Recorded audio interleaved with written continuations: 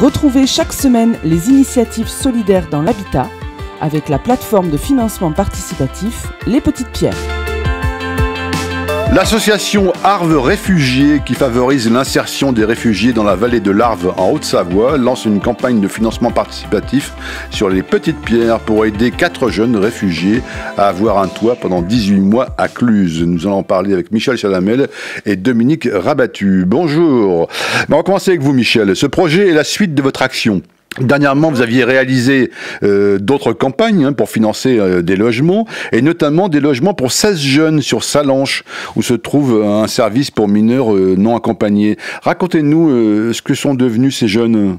Eh bien, effectivement, nous avons loué avec la collaboration des Petites Pierres 2 logements, mais ces jeunes, les choses ont progressé pour eux. Certains ont eu leur CAP et puis un emploi à la clé, c'est-à-dire un CDI. Malheureusement, ils n'avaient pas encore leur carte de séjour, seulement un récipicé de demande de carte de séjour. Donc, nous avons continué à louer des appartements, mais ces jeunes qui travaillaient ils sont autonomes pour nous rembourser ces appartements. Aujourd'hui, dans cet appartement-là qui a été loué, où il y a 4 jeunes qui travaillent, 3 en CDI et l'autre en apprenti, et ben ils ont leur carte de séjour et ils vont se mettre à chercher des logements autonomes. Notre action sera donc de mettre en confiance les employeurs pour qu'ils leur fassent confiance. Voilà. Donc c'est une satisfaction pour eux et puis pour vous aussi, j'imagine. C'est-à-dire que votre mission a abouti là sur ce projet, en tout cas. Ce qui a abouti, c'est qu'on les accompagne, que là ils ont une carte de séjour, qu'on les accompagne. Comment on fait un budget, comment on paye ses impôts en France. On en est là maintenant avec les premiers qu'on a aidés. Voilà. Dominique Rabattu, est-ce que le problème numéro 1 pour ces jeunes réfugiés, c'est tout d'abord l'hébergement, qui, si j'ai bien compris, est pris en compte par votre association comme la base de toute volonté d'insertion sociale. Quand on n'a pas d'hébergement, c'est pas facile de mener des projets quels qu'ils soient. Tout à fait. Cet hébergement, on s'est rendu compte au fur et à mesure qu'il devenait primordial pour leur insertion. Les jeunes sont arrivés en France en étant mineurs, non accompagnés, et à ce moment-là, ils sont pris en charge par l'aide sociale à l'enfance. Au jour de leurs 18 ans, comme cadeau d'anniversaire entre guillemets, ils sont mis à la rue et n'obtiennent aucun revenu de la part de l'aide sociale à l'enfance. Oui, c'est une phase de transition qui est terrible, ça. Avant 18 ans, après 18 ans. Parce qu'il y a un sujet qui fait l'actualité souvent, d'ailleurs, mais c'est effectivement dramatique sur le terrain, quoi. C'est en effet une phase de transition absolument à prendre en compte, parce que ils ont investi psychologiquement, l'État a investi financièrement dans leur formation, et ils se retrouvent en cours de formation avec impossibilité de la poursuivre s'ils n'ont pas un logement, de quoi se nourrir, de quoi se vêtir. Justement, à ce propos, je crois qu'on parlait d'hébergement qui est évidemment fondamental, mais vous les accompagnez aussi d'autres manières.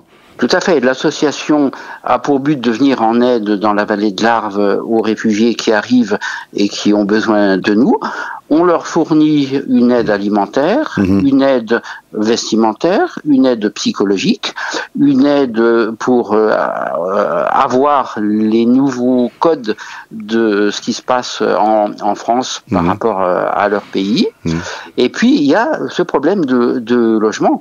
Quand on n'a pas de logement, on ne peut pas poursuivre un métier, on ne peut pas poursuivre des études, on est obligé de mendier dans la rue, de perdre un temps infini. Et c'est vraiment une aberration économique incontestable que ce qui leur arrive. L'État a commencé à investir dans leurs projets professionnels et tout s'arrête en milieu de projet professionnel. Michel Chalamel, vous êtes en ce moment, donc, on a bien compris, en phase de campagne de financement participatif pour un nouveau projet à Cluses. Expliquez-nous en quoi ça consiste et quel est votre objectif sur ce nouveau projet. Eh bien, je vais déjà préciser que effectivement nous avions loué des appartements sur Sallanches parce que nous étions déjà très en lien avec un service de jeunes MNA, mineurs non accompagnés, qui est pris en charge par l'association Championnet. Et puis le foyer Saint-Exupéry à Marnat avait aussi des jeunes majeurs. Bon, certains venaient sur Sallanches, mais d'autres avaient déjà démarré leur scolarité ou leur apprentissage, donc chez les employeurs dans le secteur de Cluses. Donc ça devenait une évidence, puisqu'on est une association qui œuvre sur la vallée de l'Arve, d'avoir un point d'ancrage, un point de logement pour ces jeunes. Donc ces jeunes, ce sont des jeunes qui sont scolarisés dans des métiers où l'emploi est là, est réel, des métiers à tension, comme on dit, le bâtiment, la restauration, et du coup, ça va leur permettre de poursuivre cette scolarité.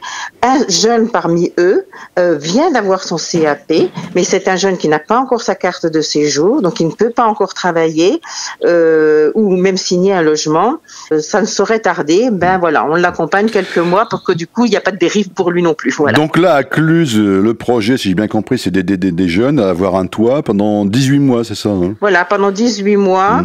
Et bon, on sera peut-être amené à prolonger, mais pour l'instant, 18 mois, on va faire, on mesurera le besoin, et puis si ça fonctionne, l'intérêt, c'est que après, ils puissent travailler sur ce secteur, voilà. Concrètement, à quoi va servir la collecte, là ? La collecte va servir à financer 18 mois de loyer et les charges de cet appartement. Voilà. Et puis on essaye, puisque c'est difficile quand même financièrement pour l'association, de créer des partenariats, notamment pour l'aide alimentaire. Et chez chaque jeune, pour que du coup ce soit quand même très efficace, que les dons de ces personnes, elles donnent pour que ça fonctionne. Chaque jeune a 2 référents bénévoles du secteur de Cluses qui les accompagnent pour mener à bien leur scolarité, leur projet de vie, on va dire, d'intégration. Dominique Rabattu, dernière question. Vous accompagnez ces jeunes pour les aider à se loger, à s'insérer socialement, en leur donnant un cadre de vie plus sécurisant. Quels sont les freins, les difficultés aujourd'hui à ce type de mission ?